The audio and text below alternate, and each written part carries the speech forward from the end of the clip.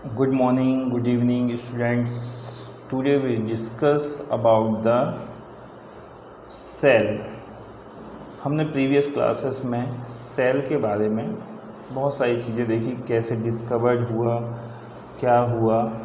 आज हम उसी सेल के बेसिस पे हम सेल ऑर्गेनल्स, जो कि हमारा एक पार्ट है, उसमें हम देखेंगे माइटोकॉन्ड्रिया। अब माइटोकॉन्ड्रिया हमने ऑलरेडी प्रीवियस वीडियो में देख चुके हैं कि कैसे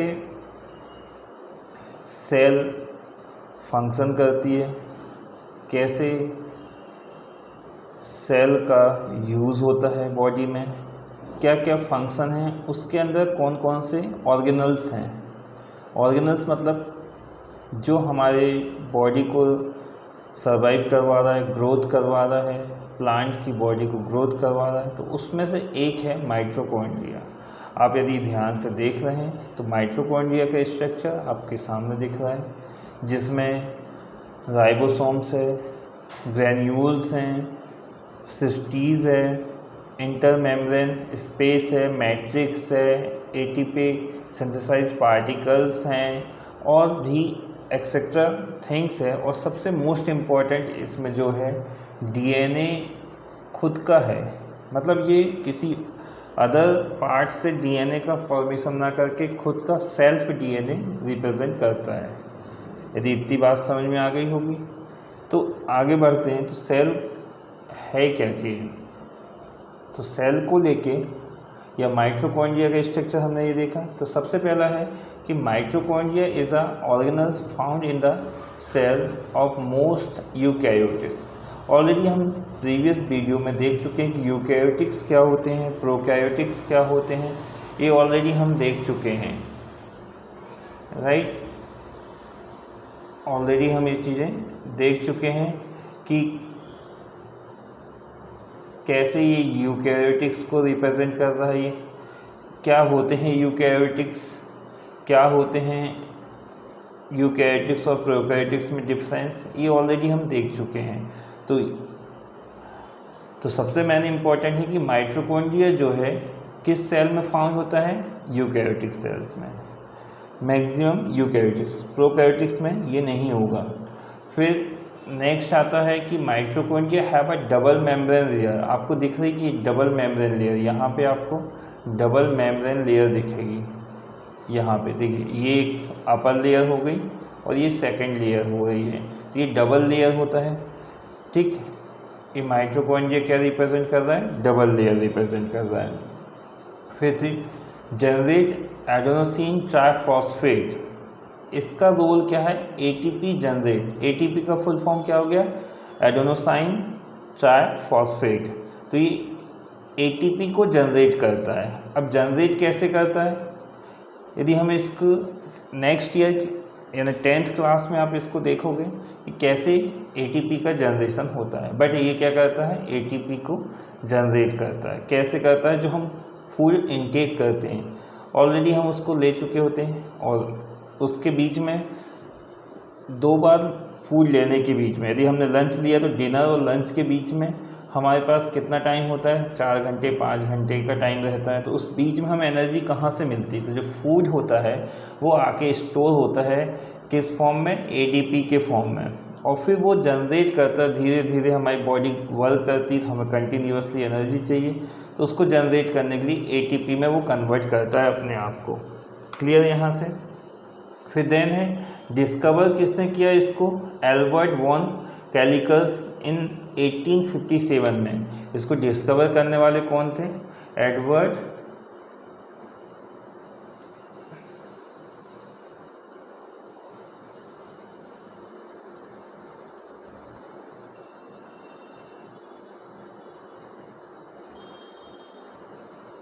इसको डिस्कवर करने वाले कौन थे?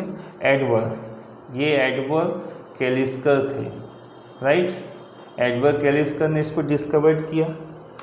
फिर नेक्स्ट है कि the term mitochondria meaning a thread like granules. इसमें जो दिखते हैं यहाँ पे आपको, ये जो रिप्रेजेंट हो रहे हैं, ये थ्रेड लाइक ग्रेन्यूल्स हैं।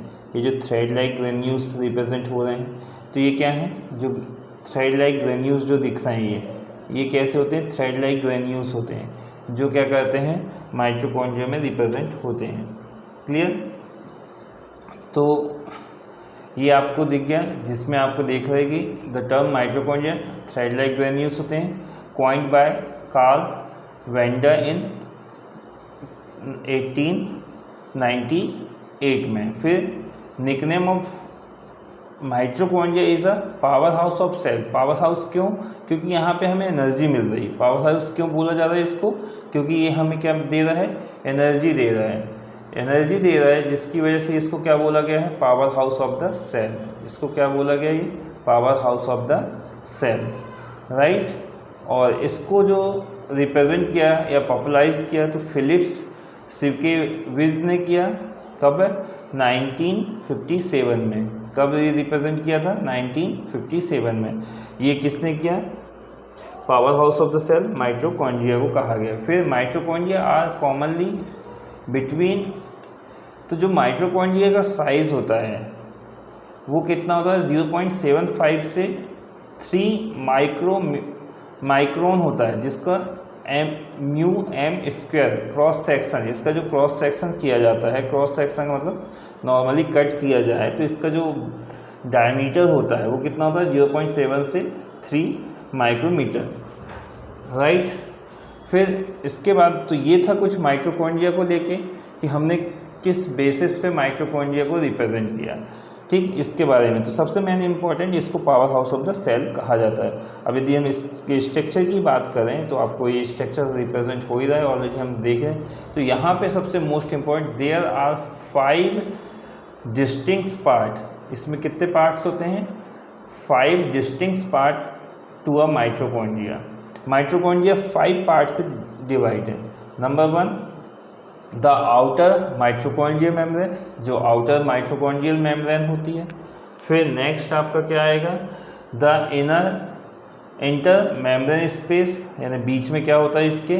Inter membrane space. यहाँ इनके बीच में क्या होता है? इंटर मेम्ब्रेन स्पेस होता है, the space between the outer and inner membrane.